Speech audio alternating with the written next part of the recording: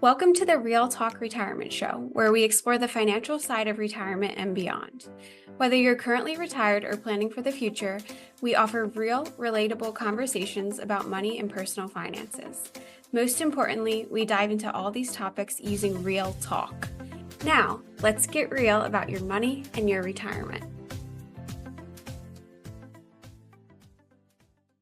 Welcome, everyone, to another episode of the Real Talk Retirement Show. My name is Brian Graff. With me again today is my colleague and co-host, Tracy Burke. Tracy, thanks for joining for episode number 2. Great to be here, Brian. Yeah, I think we have a good one today, Tracy, and I guess inevitably I'll let our viewers and listeners decide if it's a good one, but it's definitely one that I'm excited about because today we're going to be talking about how emotions and behaviors impact investing. And Tracy, make no mistake, you and I are in the business of numbers, right? Numbers are such a big part of our work lives. We can't avoid them.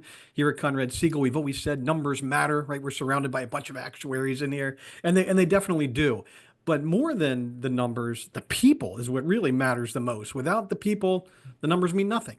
So we are definitely in the people business. We want to help people, and people are fascinating, right? We are all driven by our emotions, aren't we? We're emotional about how much sleep we get at night, what we're going to have for breakfast, lunch, and dinner the next day, what our workday looks like, how our friends and family are doing. We're just emotional people. So I think, Tracy, it's only natural that we get emotional when it comes to our money and our finances, right?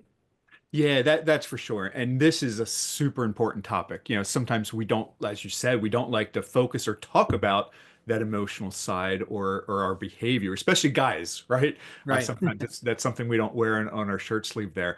But I think we're gonna have a lot of fun today talking about that. But it's also human nature. This is how things go, right?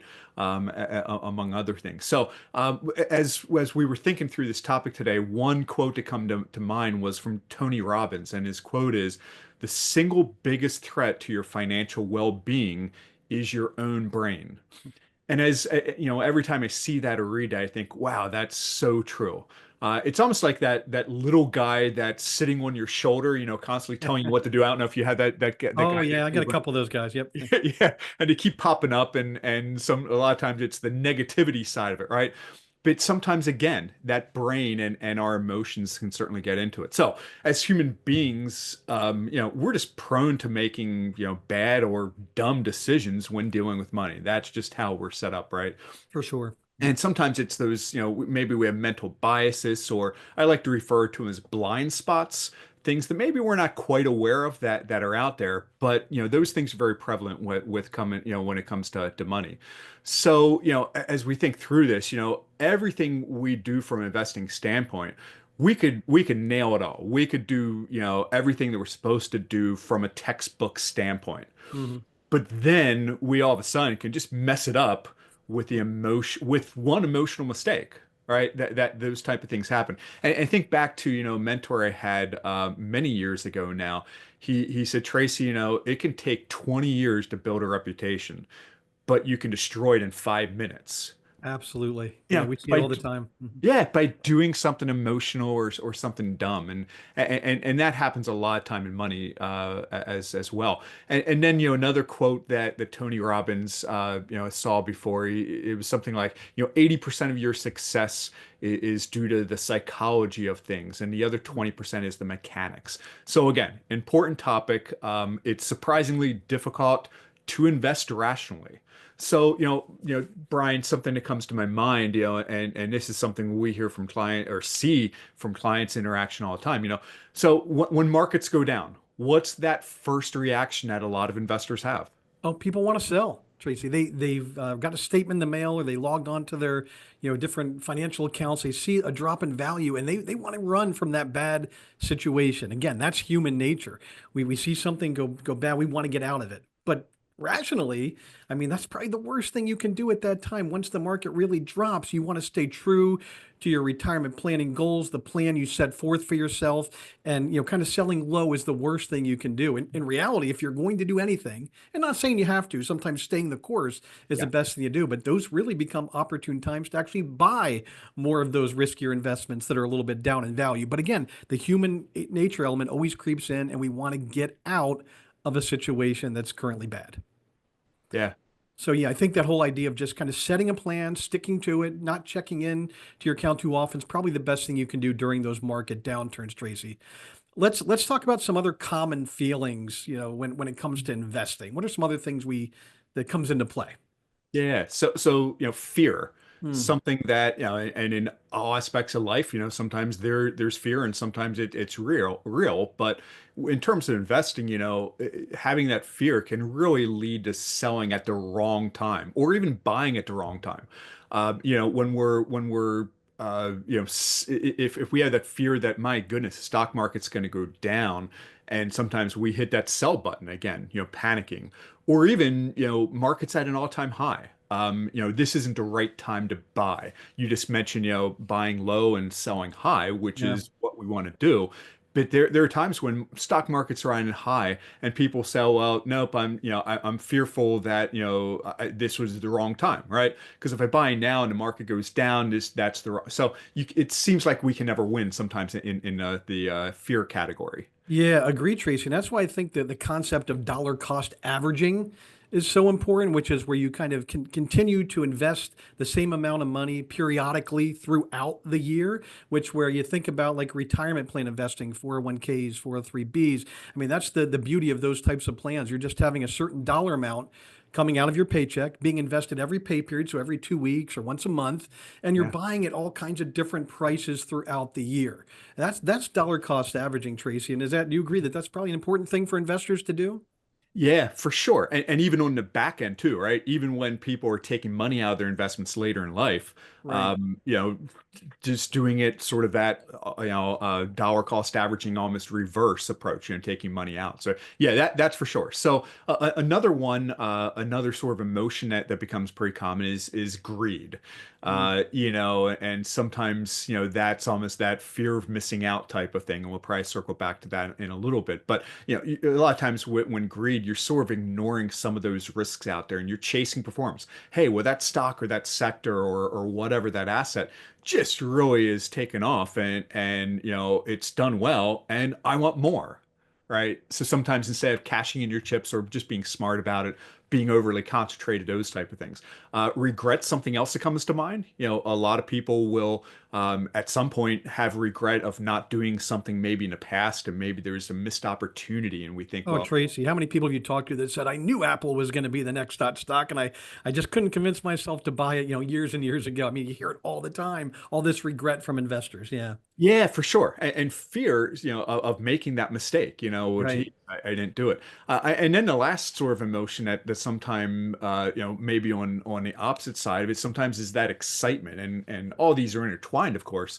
But excitement of, hey, I'm in something that's doing really well. And sometimes maybe people put more into what's really doing well, chasing performance or whatnot. And sometimes then we look back and, we're over concentrated in a certain, stock or a certain asset class. And, sometimes we just have that overestimation of what's Mhm. going to happen. And that excitement can lead to some of those, components. Yeah, but again, all human nature, Yeah. feelings, and decisions that drive that. So, one thing I think is pretty cool, Tracy. We use a study done by Dalbar Mhm. in a lot of our presentations and some of our reporting, where this company basically looks at the average mutual fund investor, right? Yeah. Someone that is more active in managing their own account, they're buying and selling stocks, moving money around, and kind of compares that investor's performance to the overall stock market, like using benchmarks. And something I think is really interesting, a recent study showed that over a 30-year time period, the average equity investor, so that person that was going in,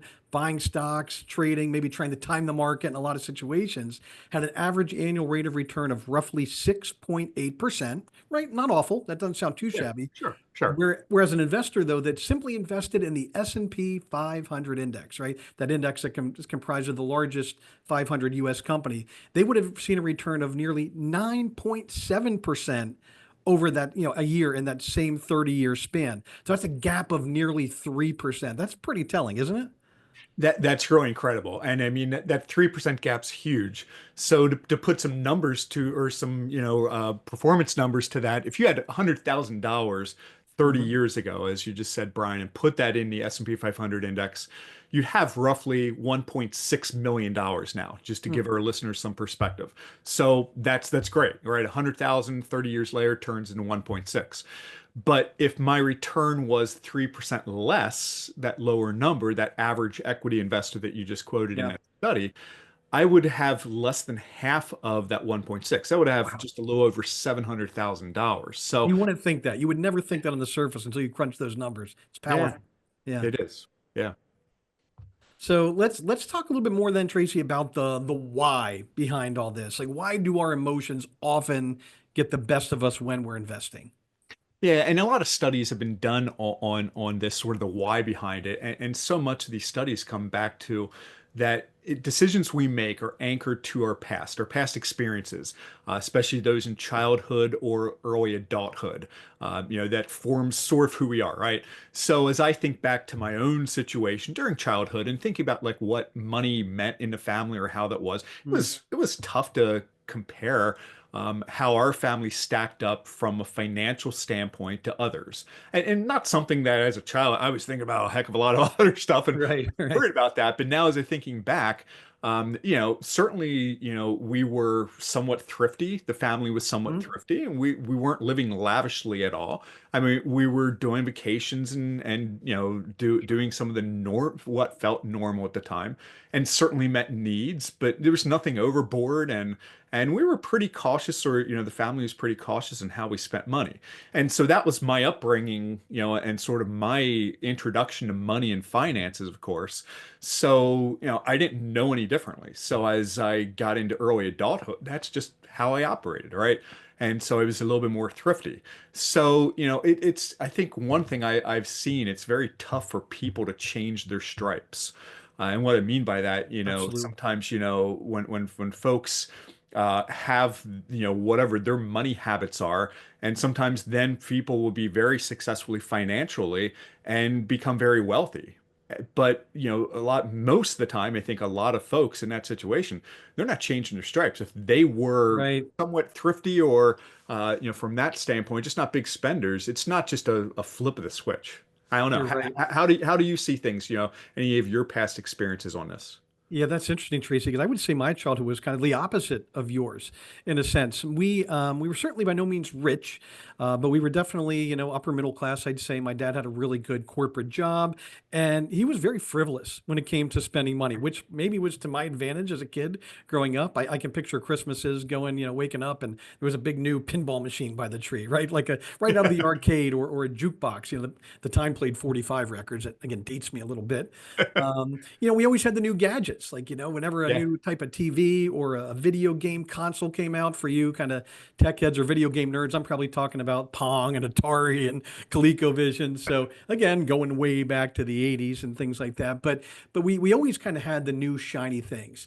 And, I remember him saying, as plain as day, Tracy, he used to have this quote where he would say, Brian, it was paper yesterday. It's paper today. It'll be Yeah. paper tomorrow when talking about money. Of course, that's when cash was king. And, back in the 80s, Yeah. nowadays, I guess he would probably say, Brian, it was plastic today. And, or maybe it was digital or crypto, whatever he might say. Yeah. But the idea was just, it's just money. Let's spend it. So Yeah. we had a lot of nice things like that growing up. But then I would say later in life, when I got into high school and college, kind of the opposite happened. I saw my family, my dad in particular, start to struggle a little bit. He got burnt out by the corporate job, tried a couple, small businesses, passion projects that he had the best intentions with, but did not work out. And I saw him dipping into his retirement plan, doing anything he could, to save the house and to keep the family Yeah. afloat. So it was like two incredibly different experiences. And you talked about having that person on your shoulder earlier on there. So I definitely still have that one, that devil on my one shoulder that's Yeah. saying, just buy it, Brian. The kids will love it. Just bring it home. But then the other one is saying, don't make a mistake. Use that Yeah. money, save it. You don't want to end up in a situation, where you're using all your retirement money now. So those experiences, and it's a struggle to this day. I've got both of those, on my shoulder, and it's definitely part of who I am. And we do our best to, make good decisions based on those experiences. But that's just kind of, who we are and innate to what we do. Absolutely. Yeah. So yeah, so something else, Trace. We'll move into the idea of this something we call overconfidence bias as well when All we right. talk Yeah. about the whys and how our emotions get the best of us was an investment. So when as an investor, so let's say we have a fictitious investor named Jim. Sorry to anybody named Jim that's tuning into the podcast. I don't mean to signal you out, but let's say Jim gets lucky and picks a couple really good stocks as part of their portfolio and they go through the roof and did really well and he feels really confident. He pounds his chest a little bit and Yeah. thinks that, wow, this must have more to do with my superior skill as a stock picker than maybe just luck itself. And it probably had more to do with the market. And then say Jim goes out and he buys another, stock, puts a lot of money into it because, he's so successful at this and he always knows what's going to happen.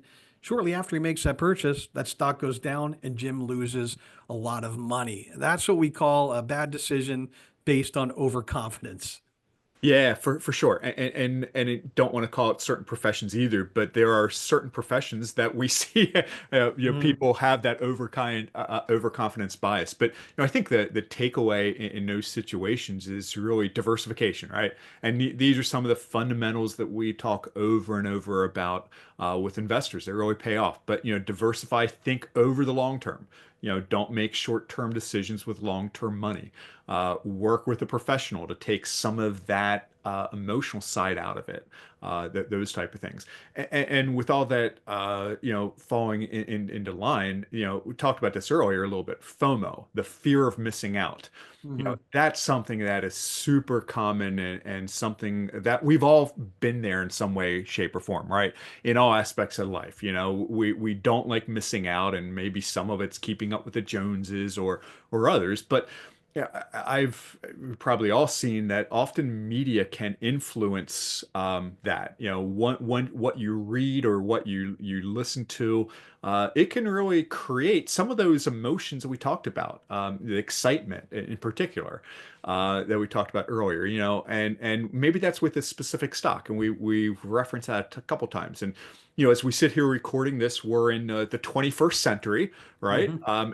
And we'll just timestamp it in 21st century in case, Brian, they're listening to us in a couple hundred years from now and Yeah, listening to this yeah. podcast. So here in the 21st century, NVIDIA Mm. is a very hot stock and has been here for a little period of time. Bitcoin, that's another one. Oh, yeah. And we've been hearing a lot about it, and it's creating some of that FOMO with people, right? Big And, time. and when you hear about it, often it's too late, or maybe it's not too late, but you're further along in the game, right? There's lots of data out there that really reflects that, after you start hearing about something and it's really risen quite high, that the next stage, it often is below average, meaning it doesn't do as well as a lot of the other investors. So it's just something as we keep thinking through there, something to think through. Yeah, and when I talk to retirement savers every day, again, that's my job. I educate people on retirement and their investments and their retirement plans. Often I hear people call in and say, "Hey, can I invest in, for example, Nvidia stock in my Yeah. 401k plan, or can I buy Bitcoin?" They're very passionate about it because they've heard about they want to make money. They don't want to miss out. They have that fear of missing out. And usually my answer, for the plans we administer is no. I mean, those are two volatile, for examples of investments. There's not a lot of, especially with Bitcoin, right? It's just, I try not to talk people out of investing in those types of Yeah. investments if they're passionate about it. But my answer is usually, do it outside of your retirement Yeah. plan, your future savings. Use some what we call play money, money that's on the sidelines that, you know what, if you lost half of it, you're not going to lose any sleep over it, right? So definitely, if you feel passionate about a stock and you want to play the game a little bit, if you will, you can do it. But remember, try to use money other than especially your retirement savings in doing so. Yeah, and I don't think we're saying, don't necessarily invest in that stock because it might be a Mhm. really good one. Right, right. Sometimes it's hard to argue, but where the emotions get involved is often we get in or out at the wrong time. So again, if you buy it, successful investors buy low, sell high. So there's nothing wrong putting some money in there, but let it sort of run its course, right? We don't have to jump out before it's given us that investment return that we're looking for. Yeah, so when you say letting it run its course, so for example, Tracy, let's say somebody buys a stock, they get a tip, they buy a stock, they hold on to it, like you said, let it run its course, and 5 years later, it really doesn't go anywhere. It hasn't really Yeah. lost a lot, but it hasn't gained a lot either. Then what do you do? Do you hang in there with it? Do you sell it? Do you buy more of it? Like what do you do after 5 years of pretty much just a flat growth? Yeah, and that's a tough one. And if you hung in there for first of all for 5 years, kudos to sort of trying to wait it out or see it. And it all depends on that particular company. If it's a good company, it probably still makes sense to hold on to it as you move forward. But again, thinking that long-term approach. So speculating versus, Mhm. don't speculate, Mhm. don't try to speculate and invest. So focus on that long term. And we've said this multiple times, buying low, selling high. So try not to sell it as a loss. But again, it really sort of depends on what that situation is. You can, just sort of ride it for the long term, right? I think, our message is we want to invest for the long term, not speculate over the shorter term. Mhm. Absolutely. So, the feelings we've been talking about, these emotions when investing, they certainly can be expensive, and especially from a mistake standpoint, right? As we said, we sometimes get our emotions involved and we'll make mistakes, and that can really cost us at certain points. And then something else we've seen is, some people will hold on to investments for emotional reasons as well. And so what do I mean by that? Maybe it's the company they're working for Mhm. and they love the company they're working for and that's great and they want to invest in that company if it's a publicly traded company. Nothing wrong with that. But just be smart about it. Don't let those emotions get involved. Maybe it's the stock of the company that they or the town that they live in. Maybe there's a big company in the town they live in. They want to do the same thing. Other thing, something else we've seen pretty commonly is, okay, I inherited this stock from my parent or maybe it was my grandparent, so I can't sell it, right? That's I a have big that, one. That comes up a yeah, lot. Yeah. Yeah. yeah, I have that emotional attachment, and that's fine as long as it's reasonable. That there's nothing wrong with that, and that it's not bad necessarily. Especially if if it's something moderate there. But then where it can get detrimental is really that over concentration. So we talk about diversification a lot, but that over concentration where you end up with one or two or a small handful of stocks that can really that blossoms into a large chunk of your portfolio, that's where it can be a massive risk. We've over the years, I've had multiple clients who have that one or two stocks that, whether they bought it out on their own when it was much lower or they've Mhm. inherited, and it's done really well and it's become massive and it become a massive, 20, 30, 40% of their net worth. But Sure. you just don't want to sell it. And again, that can be super dangerous because what happens if that crashes? And that's real money. You talked about sort of play money. Right. In that case, when it gets to be such a big chunk of your net worth, it can really do that. I've had a client before who said, okay, well, once it gets to this threshold, we're going to sell. And that's a Mhm. great plan. It Yeah. got to the threshold. Guess what? They didn't sell it. And it Yeah. Yeah. gonna wait till it gets now up here. And the same type of thing. And you can keep playing that game, but try to set your plan and stick with it and come back.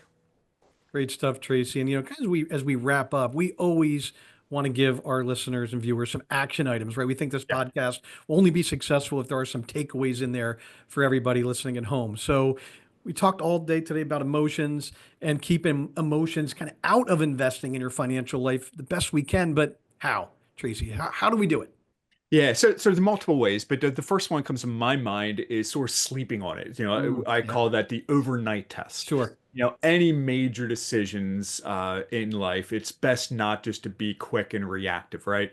Think about it, resist that urge, sleep on it, think about what, think through it a little bit and not spur the moment. So that's something that's probably first and foremost in my mind as an important action item for us today. Yeah, great point, Tracy. And that's with any major decision in your life, but especially financial Yeah. decisions. Always good to sleep on it and just give it that overnight test. Something else I think that investors should do is definitely align their goals with their investment decisions. So, when you think about your overall financial goals, is it really your ultimate goal to pick the next Apple or Nvidia stock, or is it really just having enough money to live a fulfilling retirement? Right? Isn't that the goal for everybody? So focus on the actual goal itself. In this case, a successful retirement, and ask yourself, does this investment that I'm holding, will that inevitably help me reach that goal with a reasonable amount of risk, right? So you have to ask Yeah. yourself that questions. And then super important, write it all down. Yeah. As I get on with age, Tracy, I forget what I had for dinner last night, right? Yeah. So Yeah. how am I going to remember this major, the goal that I have when it comes to investing? So write it down, put it on a piece of paper or in a spreadsheet or something, Word document, keep yourself accountable and stick to that long-term plan. And something else I want to say too before I turn it back over to you, and this I think is a really important one, especially what I do every day and talk to retirement investors, is don't check your retirement account balances every single day. Yeah. Most investors out there are in these daily valued 401k plans where your balance is right there at your fingertips. And when you log into your account the next day, you'll see it either went up or down depending on how the stock market performed. Right. But again, don't do that, right? Like what's the point? We wouldn't want you to celebrate too much if the market went up, just like we don't want you to become dejected if the market went down. It's just one day over this long term retirement, investing horizon. So try not to check your account balances too often, which can lead to those emotional decisions. And we want to, like we said, keep them out of it. What else can we do, Tracy? Yeah, I was gonna say that last one, man, it can also drive you crazy, right? Oh, for sure. As the ups and downs, as your balance grows and you see it's up by X thousand or even more on a daily or basis or down, it can be like, wow, I lost X thousands of dollars yesterday, and it can really send you off into some emotional distress. So yeah, and then the last one here that I would say last action item, I mentioned this a little bit earlier. Work with a professional advisor because Yeah. it's super critical to work with somebody else on this because, as a professional advisor, we're in the day-to-day of this. Um, the folks we work with, their money is real to them, and believe us, it's real to us too, right? We take a lot of pride in that they're giving us this confidence and trust in us. So, but we're taking the emotional side out of it. And it's even good practice for those of us in the business to work with a professional on all those, on our finances as Yeah. well, because we get emotional on our own finances. And that's the funny thing. I get emotional on my own finances, and obviously don't or try not to, to the largest extent with the folks that we work with. So again, that's the professional's job to take that emotions out, stay rational. So again, investors, advocate for yourself, ask questions to the, advisors you're working with, and ultimately to feel emotionally, whether it's connected or satisfied, you just want to know what, feel comfortable with how you're being invested and comfortable with the advisor you're working with.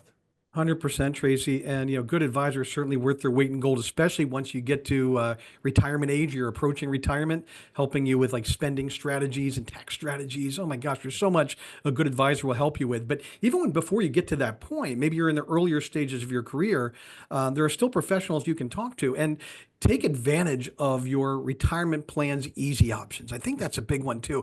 Most plans that we administer here at Conrad Siegel, investors have the opportunity to go into target retirement date funds or investment portfolios that are risk-based. And the great thing about those easy options or those professionally managed options are that they take the emotions out of it. You kind Yeah. of pick that plan, and if you look at a statement, if you get a statement in the mail after a quarter that wasn't so great in the market, you can kind of live with it because okay, well, I didn't make those decisions. I know that's just part of this. Whereas if you pick your own portfolio and you have a bad quarter, immediately you're like, okay, what did I do wrong?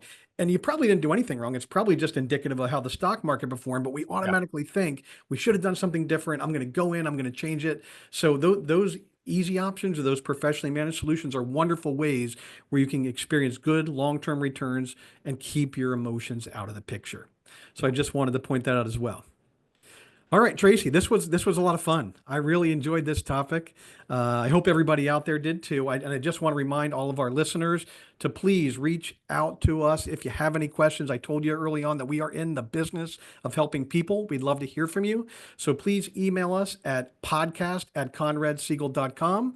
If you like what you heard today, share this podcast with your friends, your family members, and please bookmark the page or whatever kids do out there with the podcast these days, and tune in for episode number 3.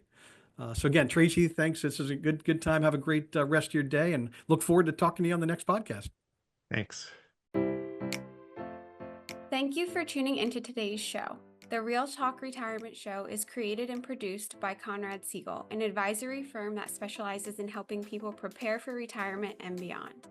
If you want to learn more about our work or meet the team, you can visit conradsiegel.com. Information on this show is for educational purposes only and should not be considered personalized investment, tax, or legal advice. Before making decisions, you should consult with the appropriate professionals for advice that is specific to your situation.